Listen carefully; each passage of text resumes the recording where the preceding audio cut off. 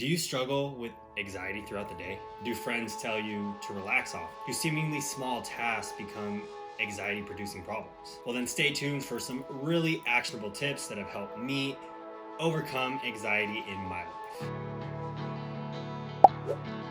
Personally, I used to struggle big time with anxiety. Talking in front of others, asking someone for advice, getting friendly critique from a friend would all be instances where anxiety would show its ugly head and just take over and cause all kinds of stress, fear, and negative thinking. I was so worried about what other people were thinking and making things perfect that I did everything I could to prevent myself from feeling the shame centered around what other people thought about me. I'm glad to say now I've worked past this, mostly. And while these moments still come to surface from time to time, I now have these strategies that prevent them from taking over for extended periods of time. Here's 5 ways that I have been able to slow my anxiety down. And by the way, this is going to be a 2-part series.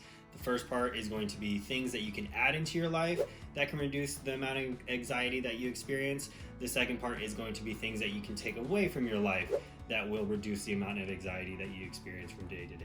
And I put these in order of easiest to implement just because everybody's different. Everybody's going to have different reactions to some of these strategies. So you have to kind of figure out what works for you. But again, they're in order from the first one being the easiest to implement to where they get a little bit more difficult and a little bit more time consuming, but none of them are crazy drastic and take you 20 minutes to practice. So let's get started. So this one's really simple. Whenever you feel anxiety creeping on, just take a deep breath. It could be 1, it could be 10, but the idea behind it is that you take a big breath in through your nose, use your diaphragm so you're expanding your stomach, and then you're taking a long breath out through your mouth. So it would look something like this. In through my stomach, big breath in through my nose, and then as I'm breathing out,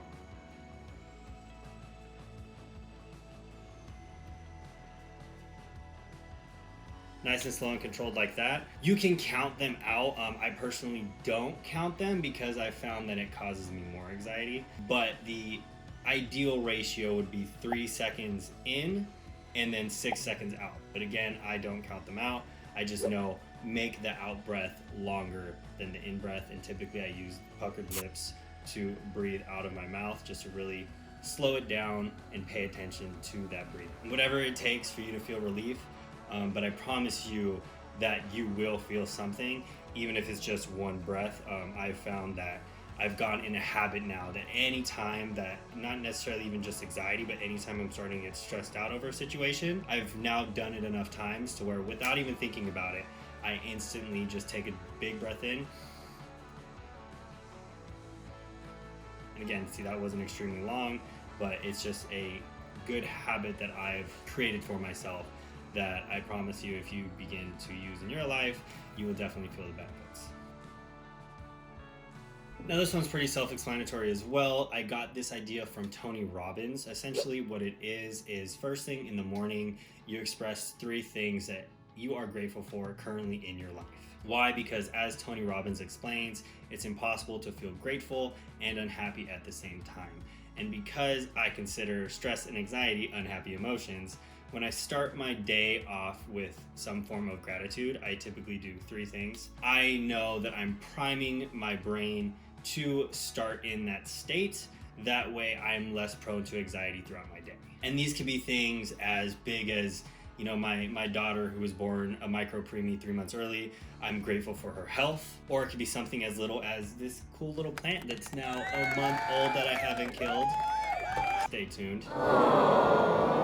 There's always something, in my opinion, to be grateful for. I mean, just the fact that we're alive means that we have opportunity to do something with that life, the potential to change lives, and I'm not going to get all altruistic on everybody. There's always something for us to be grateful for, and just reminding ourselves of those things at the start of the day has proven to be very beneficial in times where I catch myself having a lot of things that I need to get done on my to-do list, or just in times where there's a lot of turmoil in my life and I don't exactly know how things are going to turn out.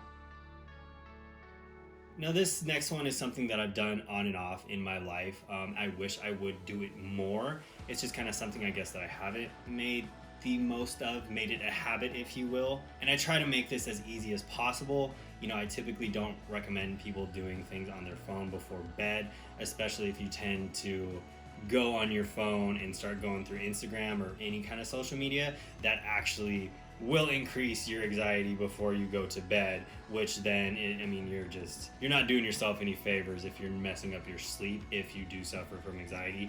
But that'll be more in the next video. But I digress. I personally use the Evernote app on my phone, and whenever I'm kind of just dealing with a lot of stuff in my life, or I have a problem that I know is just going to fester on my mind before I go to sleep, I'll pull my phone out, open the Evernote app. I'll have my blue blocker glasses on because I'm a nerd and I don't want blue light shining in my face before I go to bed, and I'll just journal out my thoughts, and I'll try to come to a reasonable conclusion. You know, I answer questions like, why is this a problem? What's the worst that could happen? Or what can I be learning from this situation? But the trick is, you just have to find the questions that are best for you, and that you find that answering these questions kind of routinely gets you to solve the reason that you're kind of dealing with this stress and anxiety to begin with. But having a place to work these problems out has greatly improved my quality of life, because now I don't dwell on these problems, and even sometimes I found that they can even be unconscious. This is why I wish I journaled more often, because if I did do it more often, things would come to surface, I'm sure, much more often than I'm probably, happy to admit. But I'm sure I would be more on top of my stress and anxiety. So if it is something that you find being beneficial, I recommend doing it every day if you can spare the 5-10 minutes at night. But by the way, you can also do this in the morning. Throughout the day. I've done it at times in the middle of the day when I start stressing out. I've pulled out my phone and started journaling about something, took in the time to, walk away from the situation I'm in and just kind of journal about it and try to figure out what the problem was. And I can easily come back in the situation feeling so much better about myself and feeling less stressed and like I'm gonna make the appropriate decision on my next step. Now this next one, I'm sure if you've struggled with stress and anxiety for quite some time, I'm sure you've heard of this before, or at least someone's told you to try it out. And if you're anything like me, your first response was probably, I can't just sit still and not think for 10 minutes. And while there's many ways to meditate, and I'm definitely not a meditation expert, I think one of the biggest misconceptions when it comes to meditation is that you're just sitting there and you just zone out and you just pay attention to your breath. For me, meditation gives me 10 minutes at worst to be able to relax and close my eyes. Or I'm able to listen to the thoughts that are reoccurring in my head, and then I'm able to kind of reflect on those later and see why those thoughts aren't necessarily serving me and why I can kind of start working towards putting them to bed, if you will. Or at best, in the 5 years that I have been meditating, now I can actually get myself into a state of deep relaxation. But again, that took me about 4 years to be able to get to a place to where I can almost 90% of the time actually get myself to really slow down and unwind. And kind of similar to the whole practice of gratitude, the meditation, it just allows me to really slow myself down, especially after my morning workout. When I catch myself being amped up, it's a good time for me to meditate, do a little bit of breathing, slow myself down. So then again, I'm kind of starting my day off level instead of all the way up here because I just did some crazy workout. But yeah, this practice goes along really nicely with journaling, especially if you do catch yourself with those negative thoughts that you can reflect on later. There's also plenty of free guided meditations or nature sounds on YouTube that can also help. My personal favorite is Calm. It's a YouTube channel, also an app if you're more interested in a more guided approach, and also you kind of need that extra accountability piece. But there are plenty of free options to choose from. There's one, I forget the name, but it has a fireplace on the picture. I will put the picture somewhere for you to see, and that one is truly amazing. Everybody's different, but for whatever reason, I have found that the sound of a fireplace is the most relaxing thing to me. It is really weird because usually it's water. I don't know, what does that say about me? Does that mean I'm a pyro? I don't know. The goal of it though is just make sure that you're not overthinking it. Just understand that at worst you're giving yourself 10 minutes to sit and relax, And at best, at some point in the future, or relatively quick, it all just depends on you, you could get yourself to be able to just start your day in a more calm state and getting rid of some of that anxiety, because I believe that it compounds over time, and the more anxiety you can kind of knock down, especially in the beginning of your day, I believe the less tendency it'll have to get to an uncontrollable place. And this last one is something that I do every day, and it's not necessarily just for anxiety reasons, but I have found that going for a walk is just one of the greatest, most enjoyable pleasures of my day. I will go for a 5 to 10 minute walk outside. I intentionally leave my phone behind. The intent behind the walk is either, if I'm with my daughter, obviously me and her are gonna have a conversation. If I'm not with my daughter, then that means my intent is to go outside and just pay attention to everything around me. That could be things from, birds, the breeze, clouds, the sun hitting, your face. If you're in like a big city at work, that could be even the sounds of cars, which probably aren't gonna be as relaxing. You can pay attention to shadows from the trees. There's a whole multitude of things. There's things going on everywhere that we go.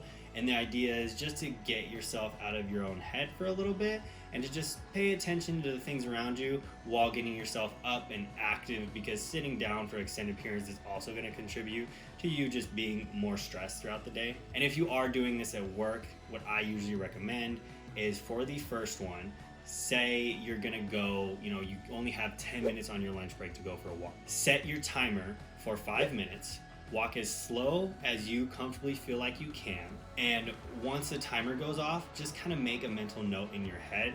Okay, this is as far as I can go, and now I'm gonna walk back. So 5 minutes there, 5 minutes back, 10 minutes all together.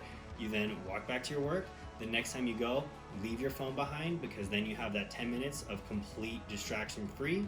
It's only you, your thoughts, and ideally just you paying attention to the things around you. But honestly, a major hack to this, especially if you work in a busy city or close to a freeway or something, if you could do your walks, once a week, once a month, as much as you realistically can in nature, at the beach, the woods, or on a hike, you're definitely going to get a lot more anxiety reducing benefits. There's something that I believe the Japanese coined is called forest bathing that has been shown to really reduce stress levels in the body. And I've noticed just with myself, when I've gone to the beach more regularly, I do notice that my anxiety levels are like plummeted down, because that ocean, I'm in love with the ocean, so there is that. But just being around nature and being around something so grand and making me feel so small, if you will, like my problems aren't that big of a deal.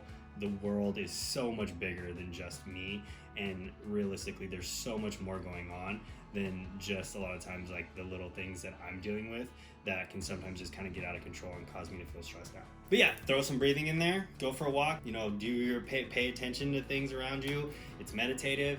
You're killing a lot of birds with one stone right there, and it is really an amazing experience that I recommend everybody try to schedule part of that in their day whenever possible. And a bonus, when you come back, you just feel more productive if you are getting back to work. I've found that when I'm stuck on a problem, that if I go for a 5 minute walk, I'll come back and the problem just comes to me like that. So, you want to talk about reducing stress. There's nothing more stressful than staring at a problem on your computer that you can't solve and you're just stuck on it. So go for a walk and you can find your problem solved. That's just a little helpful bonus tip. So if you struggle with anxiety, I encourage you to try out one or more of these strategies for the next couple of weeks, and just to see if one or more of them works for you. And if they don't, go ahead and try another one. And while everyone's different and I can't guarantee anything, I'm sure at least one of them will help you to some degree. So hopefully this helps, and if you like this content, please consider liking and subscribing for more, and I will be putting more tips up next week regarding more strategies on how to reduce anxiety levels. So stay tuned for those, and I'll see you all next time. Until then, take care.